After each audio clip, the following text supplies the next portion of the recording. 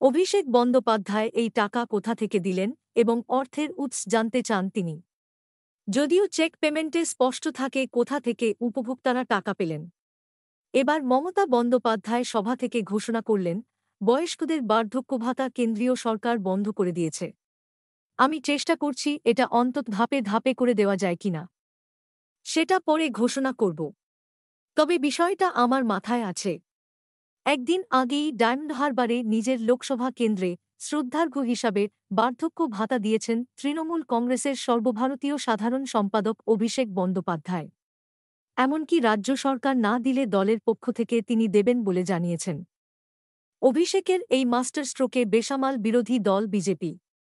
কিন্তু রাজ্য সরকার কবে দেবে বার্ধক্য ভাতা, এই প্রশ্ন এখন উঠতে শুরু করেছে। আর তার জবাব মুখ্যমন্ত্রী দিয়েছেন জয়নগরের সভা থেকেই।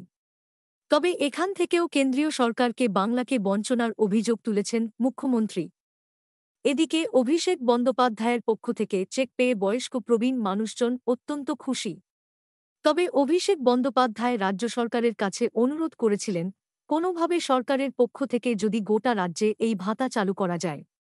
অভিষেক বন্দ্যোপাধ্যায়ের সেই আবেদনের কথা যে তাঁর মাথায় আছে, সেটাও মঙ্গলবার জয়নগরের সভা থেকে জানিয়ে দিলেন মুখ্যমন্ত্রী। অভিষেকের সেই অনুরোধ সরকারি স্তর থেকে মুখ্যমন্ত্রী বিবেচনা করেন কিনা সেটা এখন দেখার বিষয়। তবে জয়নগরের সভায় মুখ্যমন্ত্রী ইঙ্গিত দিয়েছেন বিষয়টা তাঁর মাথায় আছে। অন্যদিকে এই বার্ধক্য ভাতা দেওয়া নিয়ে আয়কর দপ্তরকে চিঠি দিয়েছেন বিরোধী দলনেতা শুভেন্দু অধিকারী।